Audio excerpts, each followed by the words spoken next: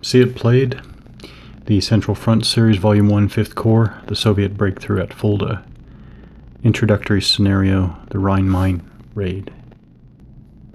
Okay, commentary. 3 days after the next war began, the Soviets had not crossed into the Fulda-Frankfurt area. All Warsaw Pact lines of advance had been to the north and south of 5th Corps' area of operations.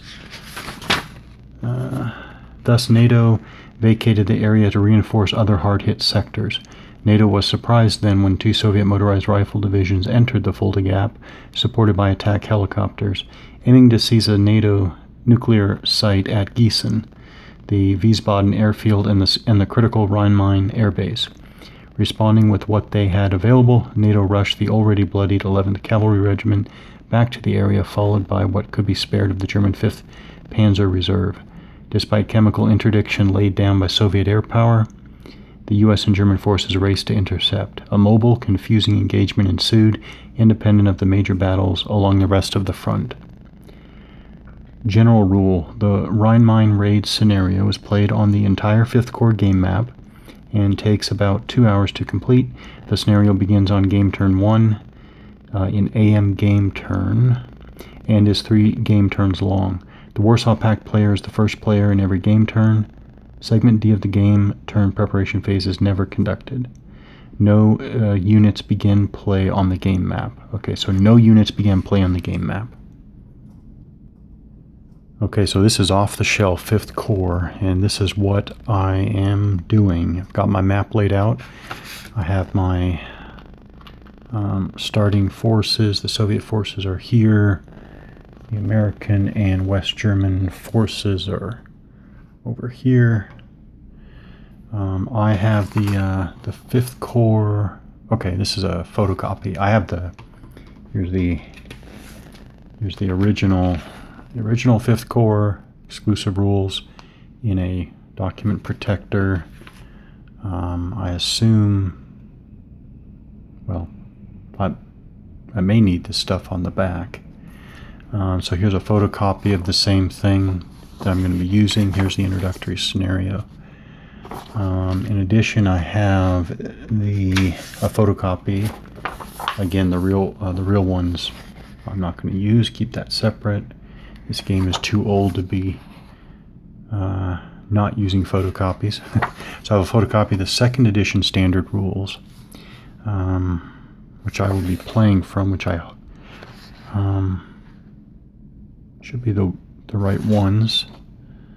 I might make one more check on that, but for right now I'm using this one. Charts and tables on the back. Airdrop table, friction point, average table, air power table. Okay, it said phase D is never used. Okay, I also have for myself, I have photocopies. So I have photocopy of an extra photocopy of this page that I think I did this for the game terms and for the unit pictures. I think I did that for that reason. On the back, I know I did this page for the sequence of play. So D is not used. Initiative segment? Oh, okay, yeah, because the Soviet side is the first player in every game turn of this introductory scenario. That's why you don't do D. D is initiative segment. The players determine who will be the first player and who will be the second player this game turn. Okay, that makes sense. And then I have another extra photocopy of the charts and tables and a photocopy of this page for the operation point cost chart. Now, I will say off the top of my head, I do hope that I have the right one. I hope that this is the right one. Again, I'll make one more check of that, but I will assume that that's the right one. Right as in the most up-to-date. Okay, so that's what I am working with because, okay, so obviously the 2nd edition standard rules replace entirely the 5th Corps rules that came with the game, which I have packed away because, you know, I'll keep it in as good a condition as I can. And the exclusive rules, I assume, let's see, exclusive rules should, just the question I have, the exclusive rules should, I think, supersede the series rules, right? Except because this is a second edition that came out after, 1980, just to be sure, 1980. I mean, it makes sense anyways. Fifth Core was the first in the series to come out, but it has copyright 1980, and the second edition standard rules is copyright 1981. So, which one supersedes? Because, and that's well, two things. One, the reason why I'm going through this is because this, so in the series rules, see, in the series rules, rough is 6. I hope you can see that. Rough is 6 operation point cost to enter across. But going back to the exclusive folded gap rules, I noticed that it was 4 for rough. Right there. So Marsh is 7.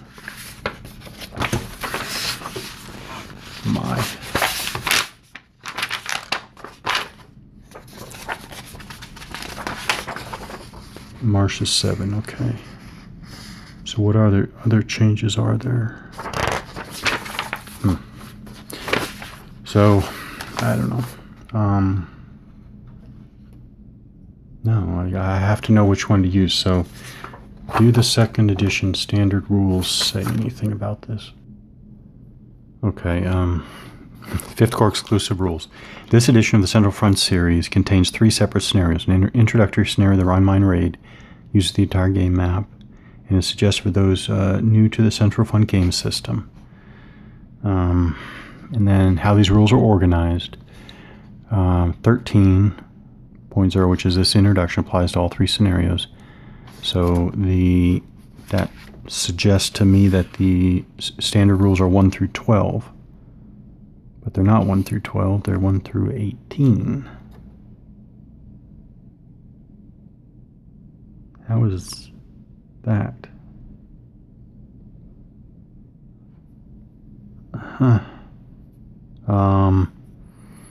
1 through 12 is attack helicopters. 13 is air mobile.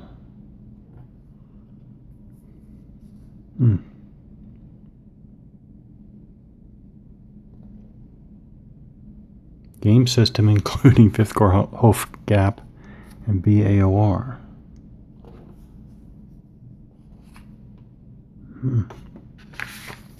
Okay.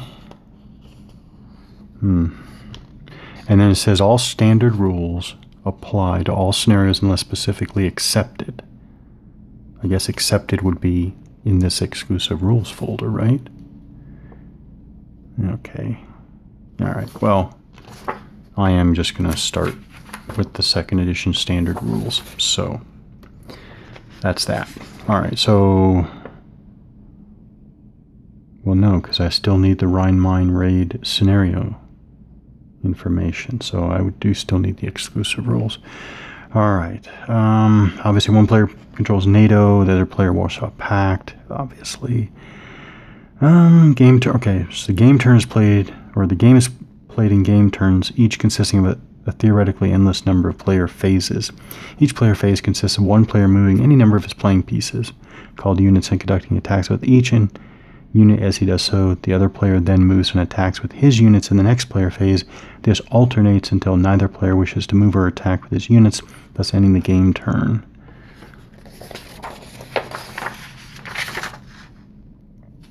So does that. That should correspond to sequence of play, game turn, preparation phase,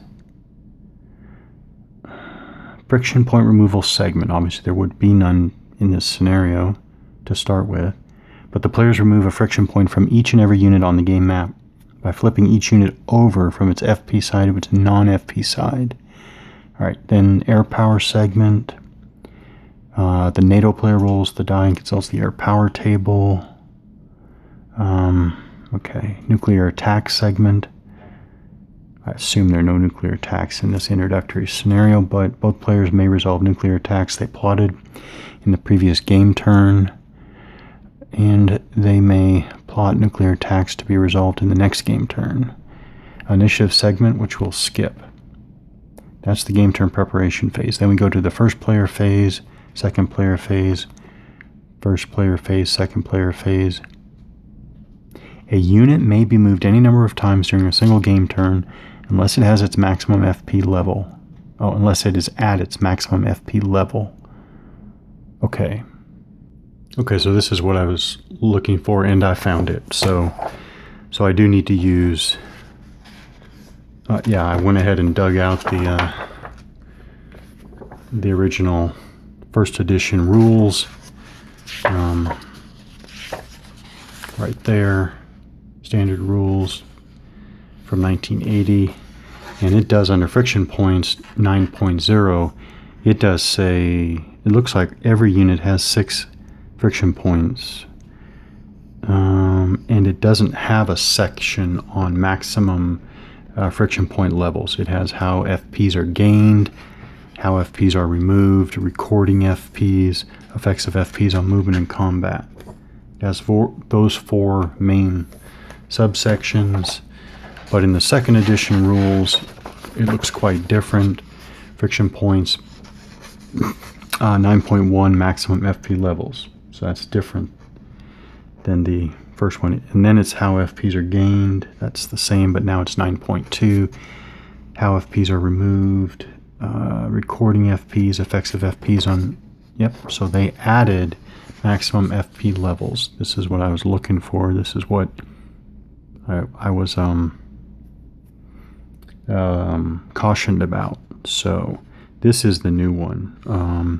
So I'm going to go over it now so it's fresh and up front in my mind. Each unit has a specific maximum FP level which it cannot exceed without ceasing to exist. A unit that exceeds its maximum FP level is eliminated. Maximum FP levels based on unit sizes are as follows. All regiments and all artillery and attack helicopter units.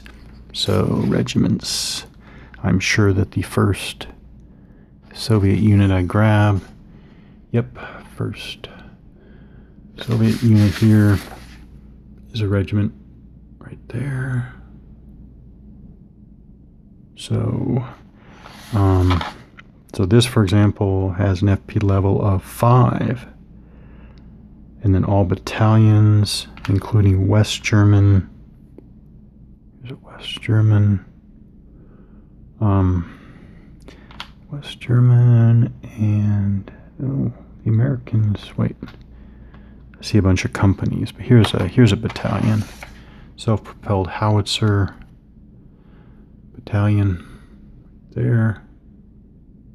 American, okay. So all battalions, including West German territorial and static infantry battalions, have a maximum FP level of 4. All companies have a maximum FP level of 3. Example, a U.S. battalion with a current FP level of 4 is eliminated the instant it gains 1 additional FP for a total of 5. Okay. So you can go up to the maximum FP level. And just real quickly, here's a U.S. company. Example, the U.S. company right there. Armored company, armored reconnaissance, armored cavalry. Okay, so that is that.